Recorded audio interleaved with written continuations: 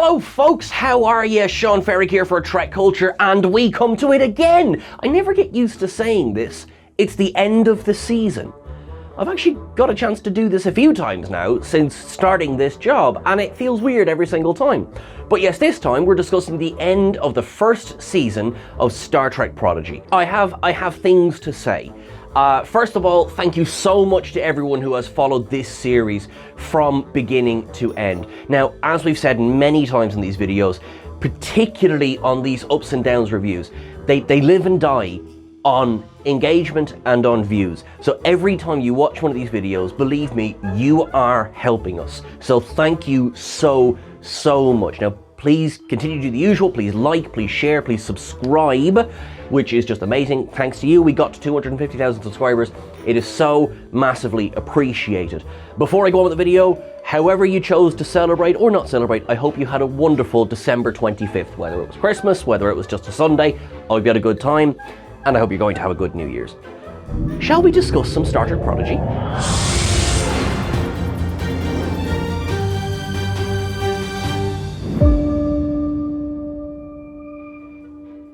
Supernova Part 2, so the last episode of Season 1 of Prodigy, 20 episodes, we finally got here. After last week's really exciting and tense first part of the season finale, I really did enjoy this second part because things actually got wrapped up fairly quickly. First up, I want to give for this episode is actually for the episode and the season overall. I really enjoyed Star Trek Prodigy. I feel it's not quite gotten the views that some of the other Star Treks have got. No, it's fine. It's still only a baby. It's only new. I think if you're watching this video, hopefully you will agree with me that it's been a fun ride of a first season. Please tell your friends. It's one of those shows that I think more people need to talk about it because it is so much fun and it's so enjoyable.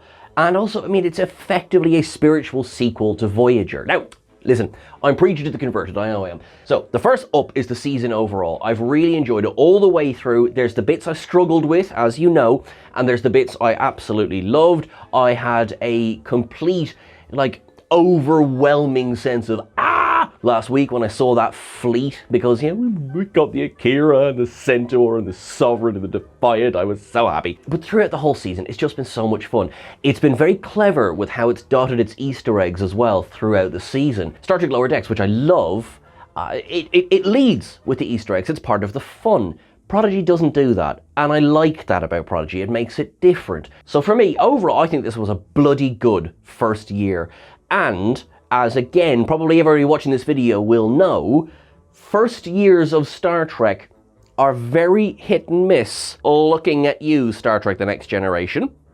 But look what that grew into. And yet, this one, I believe this one came out strong. We left them in a position where the Federation fleet was basically destroying itself, and we zoom past a lot of wreckage, like, those ships are destroyed. A lot of people seem to have died, okay? And we don't really discuss that in the episode, but yeah.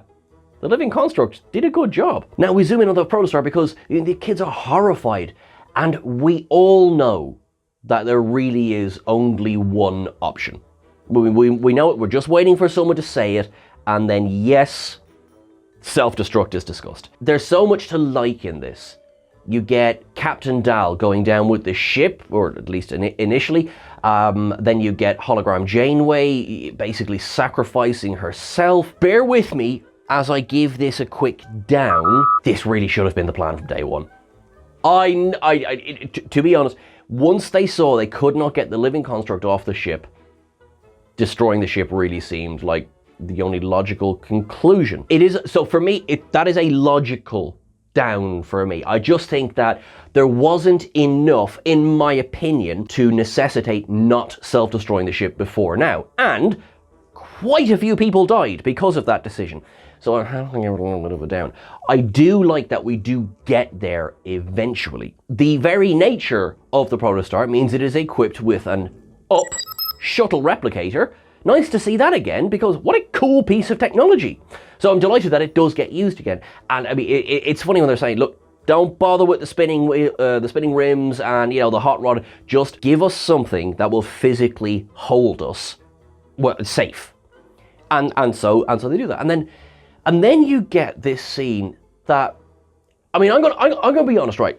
Yeah, there's a down in that, but also there is an up in the fact that they do it. This is gonna, perhaps this is gonna seem like I'm going against my own point here, but I didn't think they'd do it. I didn't think they'd destroy the protostar.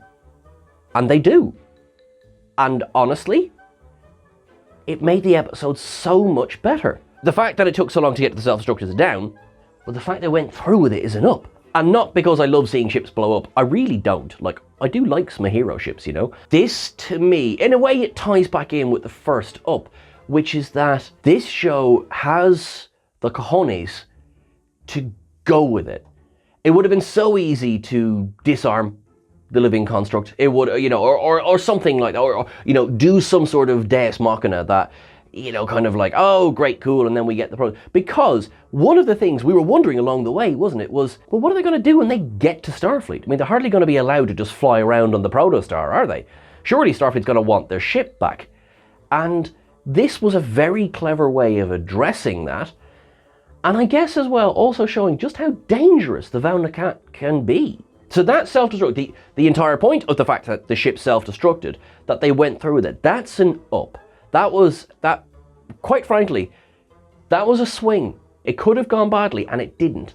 So that was excellent. Throughout the season, I have spoken about my sometimes frustration with Admiral Janeway, but my consistent appreciation of Hologram Janeway. I was affected. I was. That moment where Hologram Janeway realizes she's not getting off that ship. I felt that. Now, of course, she was the logical choice because we still have Janeway back at Starfleet. You can't kill one of the kids. I mean, you can blow up the ship, you can't kill a kid. I'm sorry. We don't do that in a show that's marketed at a younger audience. That wasn't going to happen. So Janeway sort of had to be the one. And yet, in perfect Janeway fashion, she effectively tricks them into, like, go on, it's fine. Here's a Lysa chip. This is me. This is fine. She knows full well that there's not enough memory because she has grown as a character and as a sentient being throughout the series. It's this growth that, in a way, dooms her. It is a very bittersweet moment when they play that message from her on the shuttle, which basically reminds them how amazing they are. And you know it's a goodbye letter. That, I have to say, that was a bloody well-written arc. Hologram Janeway is an up for me. This season overall, but particularly this episode. I will be sorry if that's the last time we see that version of Janeway. I think it might be. This being Star Trek, there could be a redundant version of her somewhere in that shuttle's memory banks. But that was well done. And well done, Kate Mulgrew, for the performance. I might need a minute. I get that you didn't have time for the spinning rooms. I get that you didn't have time for the hot rod. I get that you didn't have time for seat belts. But would you not have thought to put an emergency beacon on the shuttle? That's a down for me. Does seem like you start with that and build around it. Just because it is such a basic component. Okay, I did think that really should have been there. The shuttle itself was quite cool, and the absolute the scenes of just flying away. Loved all of that, like the whole sacrifice, yeah. But there should have been a basic, disaster boy on that shuttle. So when they're talking about it's going to take months to search the area, that does seem like quite the design flaw. We then skip over to San Francisco, and we see my favorite bridge of them all, the Golden Gate Bridge, which I love. Thank you very much for putting this in the episode. Starfleet's kind of like, oh, Genie Mac, like, kind of, we need to find them. Oh, it's going to take months to find them. Oh, never mind, they're in the bay. I have to say, I laughed, because maybe it wasn't intended to be kind of like the, whew, that was handy, but that made me smile quite a bit. But then we go from the voyage home, they're crashing down in San Francisco Bay, to the drumhead. And it's like they're on trial. I did enjoy the kind of, whoa, holy crap, what are we doing here? You know full well that they're not going to be held up on charges. We knew this.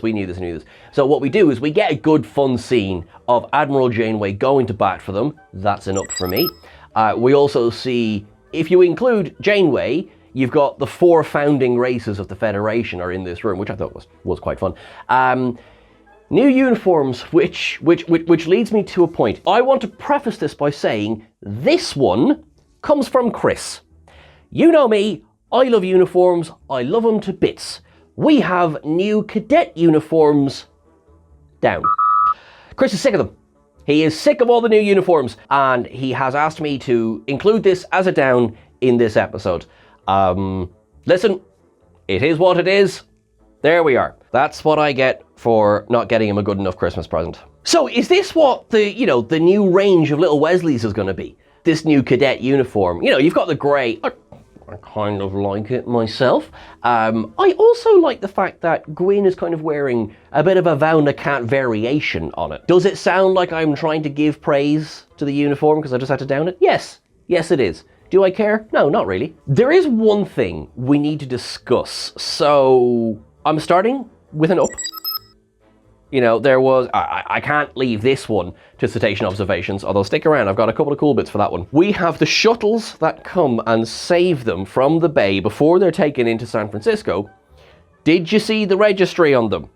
NCC 74656A. What ship do we know has that registry? Well, or at least the preceding ship to this one is, of course, USS Voyager. So we've got new shuttles, we've got the Voyager A's registration on them, and we don't get Voyager, and I was not happy. I mean, if you're going to tease us like that, presumably they're saving this for season 2. But that was a bit of a tease. It was like, come on now. That itself leads me to another thing, which is a little bit of a, okay. I'm going to down something, right? So when the kids are sitting there and the hangar bay opens and you see what is a new protostar, shows the registry.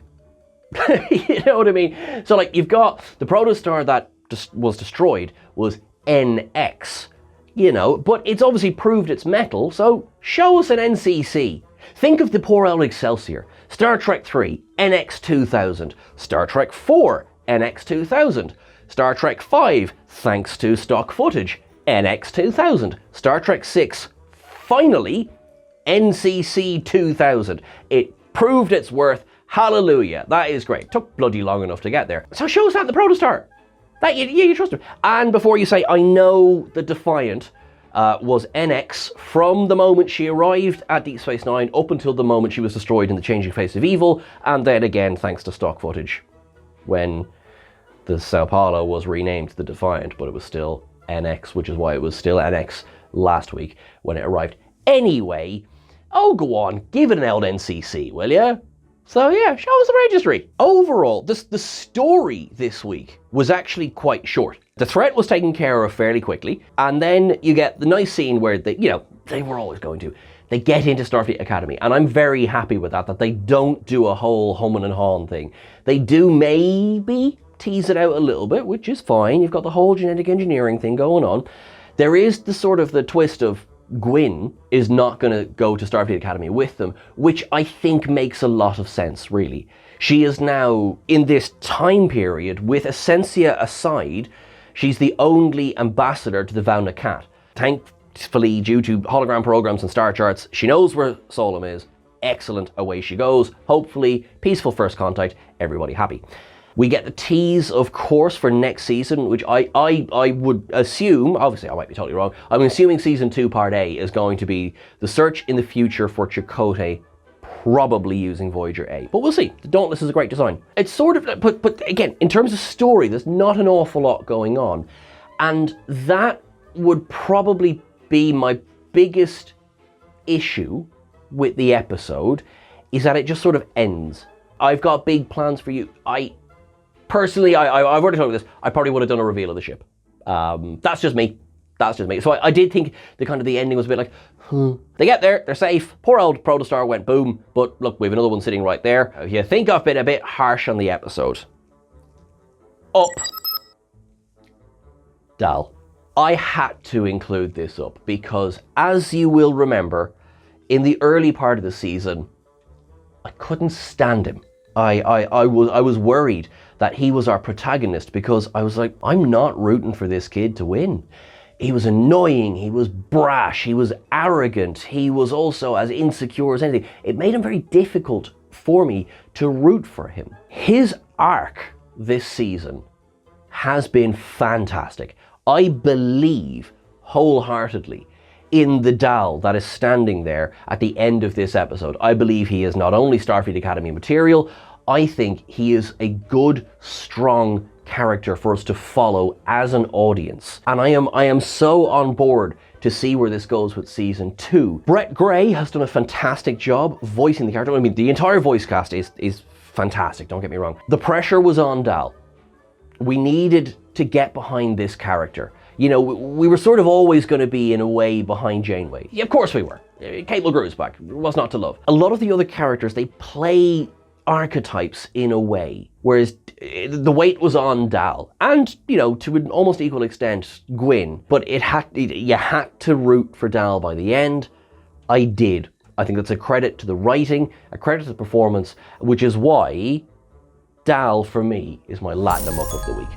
This is Dal of the whole season, but particularly this week. Just that, it's funny because I understand this is an animation, but seeing his reaction to hearing he's getting into Starfleet, and then seeing his reaction to realizing it's only 5 of the 6 of them, it was bloody good. I care about this crew. I am so on board for season 2. I'm delighted. I am delighted Star Trek Prodigy has been as good as it is. It could have gone out there and died a death. It didn't.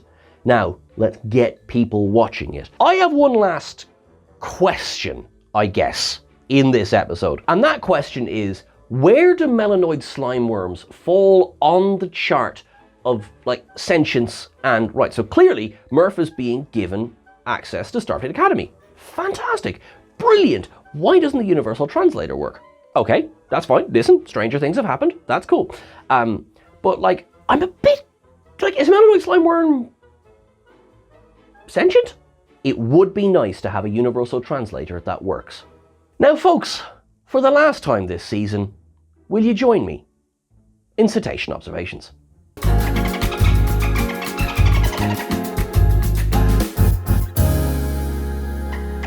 We have a horrific Easter egg in the beginning, which plays back into last week. Now, last week we discussed the fact that a lot of the ships had the same registry number. That's, we discussed it last week. But it does mean that as we zoom in the beginning of this episode, the Thunderchild's nacelle has been blown off it.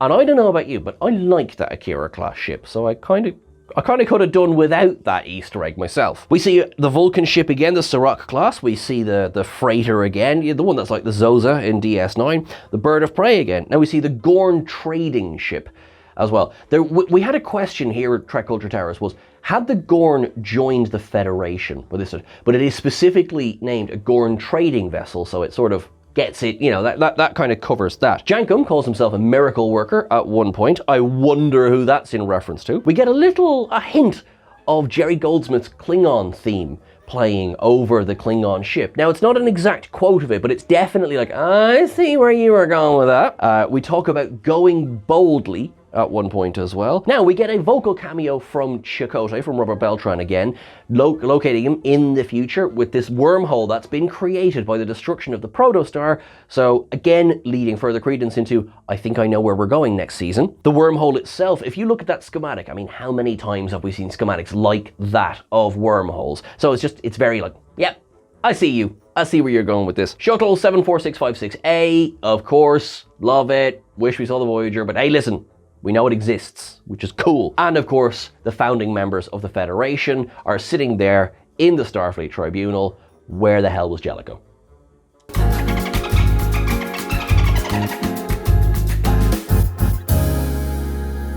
That is everything for this episode, folks. Thank you so much for joining us for this season. Now, we're going to have a little bit of a break because the next one coming up is going to be Star Trek Picard's 3rd season. That is launching on February the 16th. Now, if you haven't watched the trailers, go and watch them.